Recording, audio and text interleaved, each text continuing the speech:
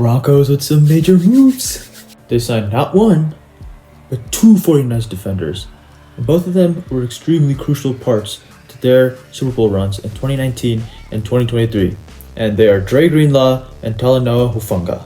Let's start with Dre Greenlaw. So with Alex Singleton going down last year, the Broncos lacked some linebacker depth. But now that he's added, that fixes that issue. And he's known for his great run stopping and his ability to rush the passer.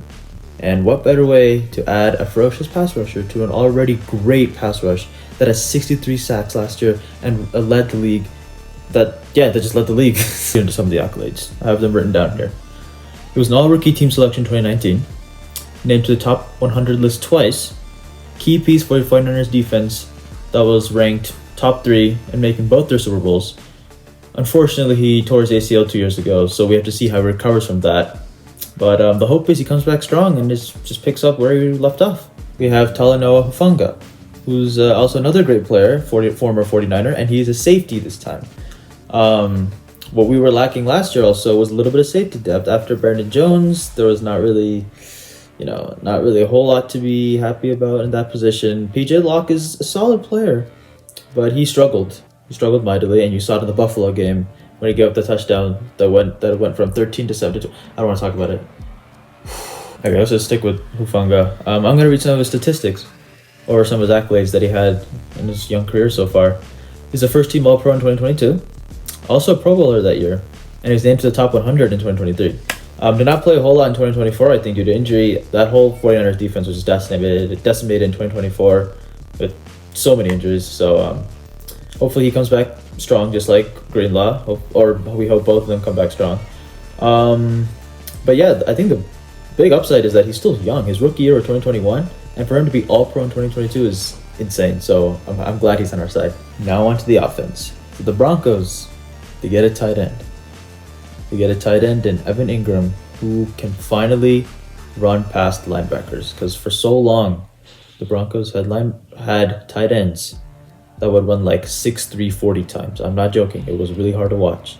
They finally have a speed burner in that position. Bo Nix has an extra target, and that'll open up so much in the offense. I just want to read some of his statistics. So, in his last fully healthy season, 2023, he had 114 catches and 963 yards and 4 touchdowns. That's pretty darn good. I think he has suffered from a little bit from QB inconsistency. I think early on he played for the Giants. That was relevant to our quarterback, obviously.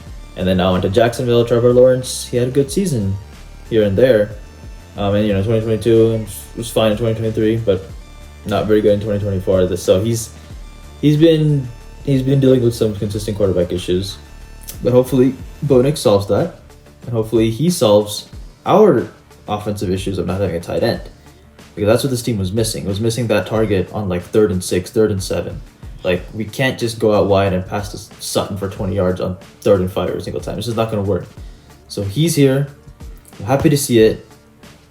It's going to be fun to watch. It's going to be fun to watch. So now that we have tight end addressed and some of the defense addressed, we wouldn't have to really address the defense, but we bolstered it basically. The one last thing we have to address is running back. And in this draft, if I'm being totally honest, I don't know much about college ball or the names. I know Ashton Genty, is a name that people had the Broncos picking in some of the mock drafts. If I'm being totally honest, I think he's a little too good, because we're picking 20th first round.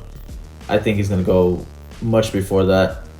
But I'm hoping that this team snags any running back from this draft class. I think we just need a fresh start to go along with Jaleel McLaughlin, Audric Estime. I think having a nice young running back core would be nice. And because last year this team was not very good. I mean, the stats say that they were like 23rd in rushing and total rushing yards.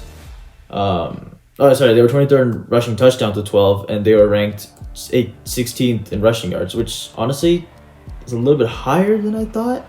I think they were like bottom 10 for every category.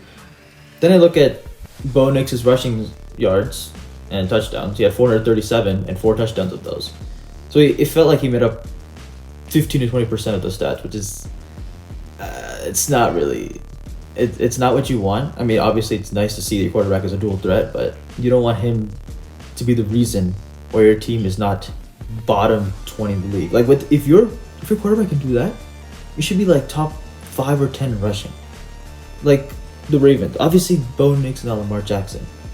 But when your quarterback is a dual threat, you have to be top 10 rushing at the least. At the least, top 5 probably, but at the worst, top 10. So yeah, the draft is in. Oh, it's in less than a month actually. It starts on April 24th.